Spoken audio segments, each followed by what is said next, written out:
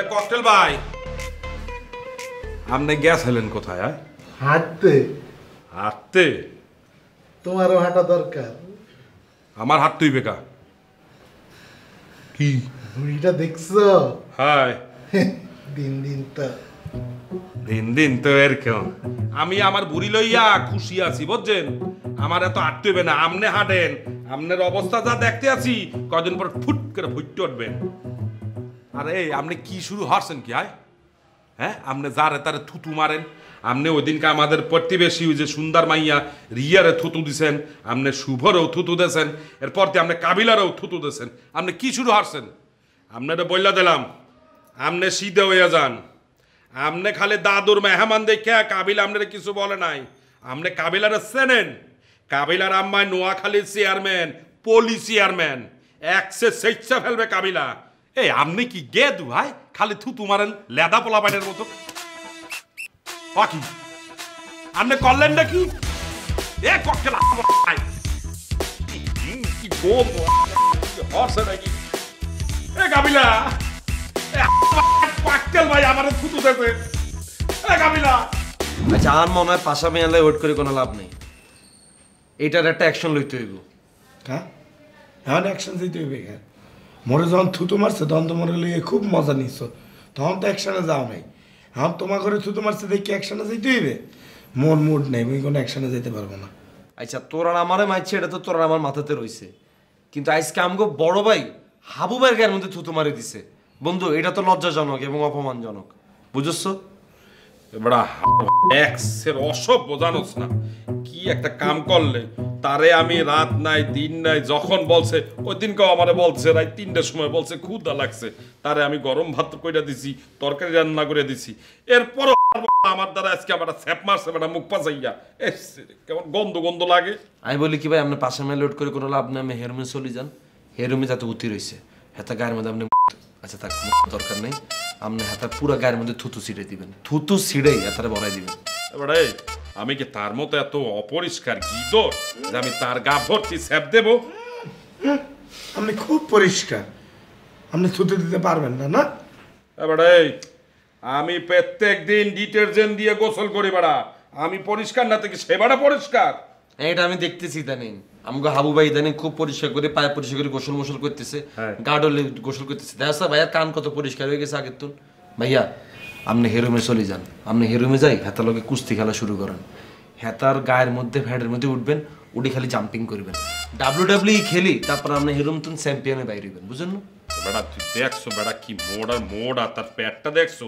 আমার প্যাটের থেকে 5 গুণ বড়, তারে আমি চাপ দিতে পারবো? তোরা এক কাম কর, তোরা দুইজন চল যাইয়া মোর এমনি সাহস হয়ে যাবেন, একটা কেসকি মাইরা দেবো তারে।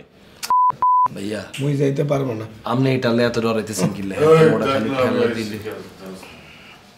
এ দাদু, আমনে আজকে একটা বিহিত করতে হইবে, আমনে বলেন একটা বিহিত করতেই হইবে।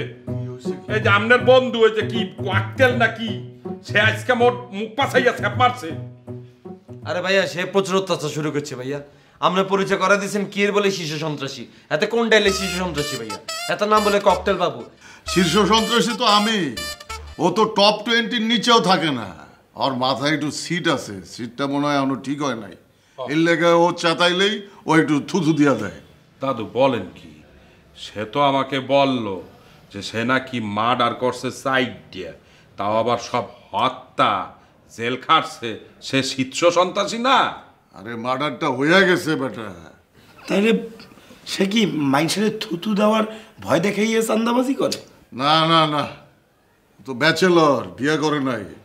ওরে জোর করে একবার বিয়া দিতে গেছিল, কাজীর লগে কিনিয়া লাগছে, পরে কাজীরে থুতু দিছে, কাজী মইরা গেছে। পরে চাউর হয়ে গেছে যে ওর থুতুতে কাজী মইরা গেছে। তারপর আরো কয়েকজনেরও থুতু মারছিল, ওরে চেতাই বইলা, ঠিক আছে? থুতু মারার পর হেরাও মরে গেছিল। গ্রামবাসী এখনো মনে করে ও থুতু মারলে একটা অসুখ হয়, অসুখ হইলে লোকজন মইরা যায়। ওই যে ও মুখের মধ্যে থুতু জমায়া ওয়াটার ককটেল বানায় লোকজনকে মারে, যে এর লেগে ওর নাম হয়ে গেছিল ককটেল বাবু। ওই নাম এখনো চালু আছে, বুঝছো?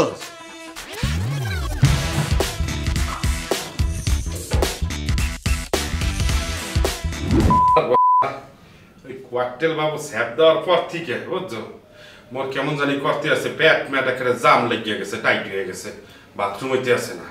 তো তোর পেট তো আগে তোরই ফুলা, তোর তো কোনো গালি ক্লিয়ার ছিল না। কি বলো না বলো, আমার প্রত্যেক দিন বাথরুম একদম পরিষ্কার ভাবে হয়, আর তুই এখন বলতে আছো বাথরুম পরিষ্কার হয় না। কি বলো না বলো। আচ্ছা আবু ভাই, আপনার কি খুব খারাপ লাগতেছে নি? হ্যাঁ, তাহলে আমরা কাজ করেন, ককটেল বাবুর তুন যাই, আরো 2 গাল স্যাপ খাই আসেন। যান না, তুই কি উল্টা পাল্টা কথা বলতে আসছো? আবার স্যাপ খাবো? স্যাপ খাইলে আবার আমার বাথরুম হইবে? আরে আবার থুতু খাইলে আরেক ডোজ খাইলে এটা ভালো হয়ে যেতে হবে, বুঝলেন না? ফালতু কথা বলবা না কিন্তু তুই। শুভ, তুই ওর কিছু বলতো। আরে মুই কি বলবো, সে নিজেও তো মুখ ধুইয়ে চলে আসছে, সে কি কম ভয় পাইছে? এখন বইয়ে বইয়ে মোগল লগে চাটান ঝাড়তে আছে, নিজেও কিন্তু ডরাইছে। আচ্ছা বন্ধু, আমি একটা কথা কই শোন, সর্বপ্রথম ককটেল বাবু থুতু কে খাইছে? তুই খাইছিস স্যার?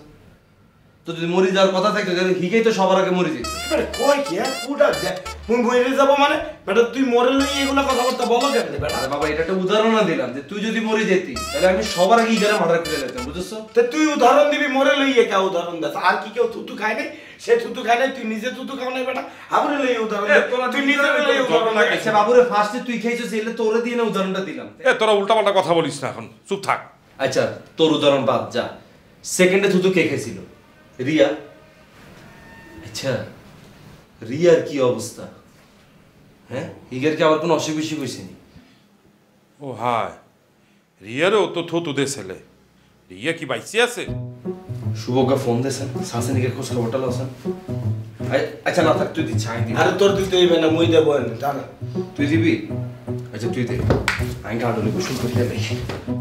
এবারে রাখ বেটা, রিয়ারে পরে ফোন দেব, মুই আগে একটু নিয়ে গোসল। আমি হয়তো দেখেছেন দিয়ে গোসল এ হাবো এই মুই সময় মতো বইরা দেব, দেখো। আচ্ছা যেতে বলবি হেতে কইস, ইয়ার হরে দি হাতে আঙ্গ বান্ধবী রিয়ার গায়ে পর্যন্ত থুতু মারছে, এটা আমরা মাফ করে দিছি।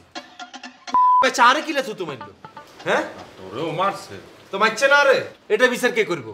তুই বেটা মাফ করে দে, বিচার করার দরকার কি বল? আর কি ঠেয়া লাগছে না, তুই হাতারে মাফ করো, নাই কিলে হাতারে মাফ করো। আর তুই তোর ককটেল রে কই দিস হাতে যাতে আমার সামনে যাতে না পড়ে, হাতালে এটা স্ট্যান্ড বাই রাই দিছি।